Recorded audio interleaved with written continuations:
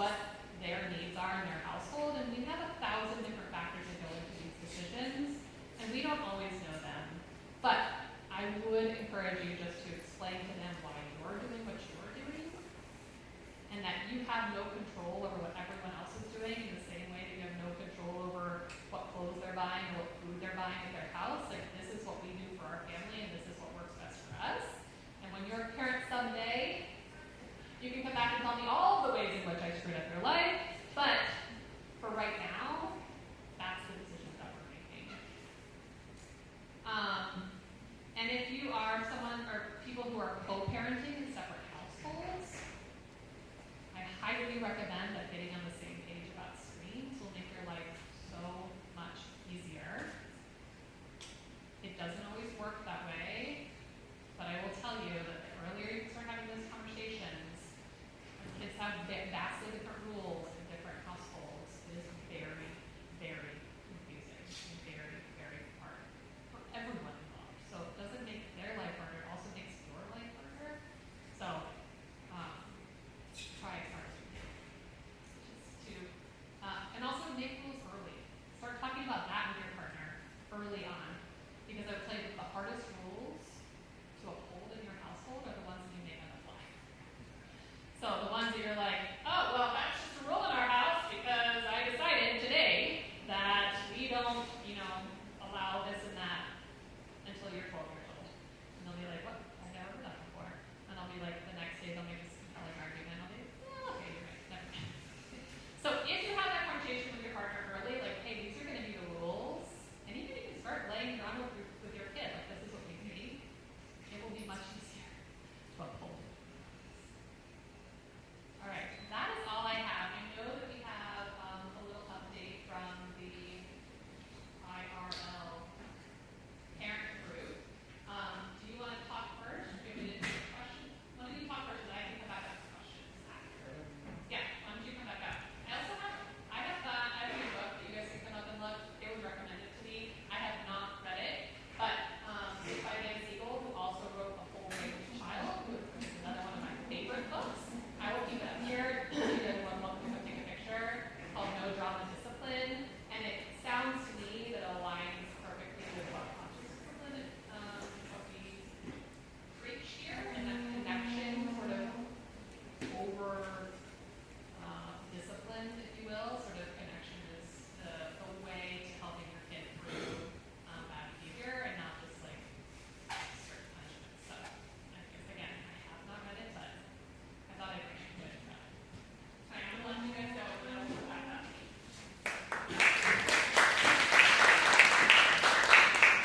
Thank you, Carla, for another amazing session, and thank you everyone for being here despite the weather, and to come here and learn about this important topic.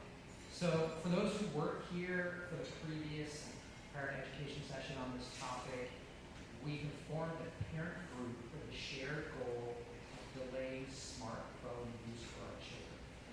As a distinction, we're not against all phones, such as basic dumb phones when the time is right. We know that delaying smartphones won't be easy, but we also know that by coming together through collective action as a community, we have a much greater chance of being successful. On our own, it's hard to resist when a child says, I'm the only one without a smartphone, but together we can create a culture where smartphones are not necessarily fitting in, but being included. Imagine confidently telling your child, that's not true, you're not the only one without a smartphone, there's several families in your grade making the same choice. We want to sincerely thank those of you who've already joined this movement. The response has been overwhelmingly positive, showing just how much this issue is on the minds of parents. So together we now have a way to address this issue together. Our goal is to provide ongoing support. We periodically host fun, screen-free activities for families. At the end of winter break, we had a screen-free play day in the park. Last month, we had a parent social where parents got together, get to know one another, socialize, and sort of talk about these issues. I'm Brianna. I have 2 kids at PCS, kindergarten and 3rd grade. And as Rash mentioned, we represent the PCS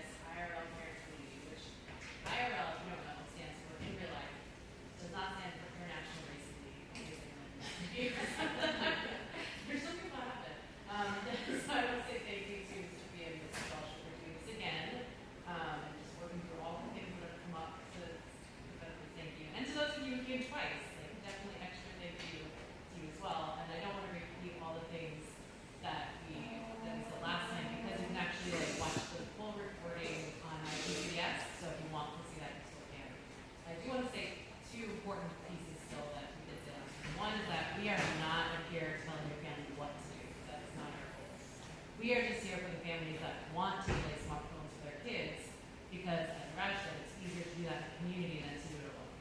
And the second thing that he also mentioned is dumb phones, which we believe for some families can be a great alternative. So you're not going from like nothing to like full smartphones, like many things in between. And so we want everyone to know that. You can look into those. And they're constantly changing. Even if you don't see one that suits your family right now, like they're just always coming up with new ones. So keep checking and doing your research. And if you want to join us in our community, there are instructions on your table, and I promise it's easier than it looks on the table. And if you see Zach Morris with his brick phone, you know you're in the right spot. That's us. So we, because we, as Ms. Felsh mentioned, we have so many notifications in our lives, we've set up our group to be an WhatsApp community, and that means that we have different groups within the community, so you can choose which groups you want notifications from, and you don't get all the rest. So we have a group for resource sharing, we have a group for like general discussion, we have a group for the planning committee, and if all of those sound terrible to you, then you don't have to do any of those. You can just join the main group and just get the major announcements from that. So we currently have over 100 members, and we are working on figuring out just who our community is and what they need. So right now we have a WhatsApp poll going on where you can check off what grade your child's in so that you can go in there and see what other parents in your child's grade are committing to this as well. And we also have a very anonymous survey that you can take that will just give us an idea of what you need, because we can guess all day long what you need and be totally wrong, and that's not helpful to you at all. So we are going to take the feedback from that and kind of determine our next direction. So we want to hear from you. And thank you for coming, and I'll turn it back over to Rash. Especially thank you to this few twice.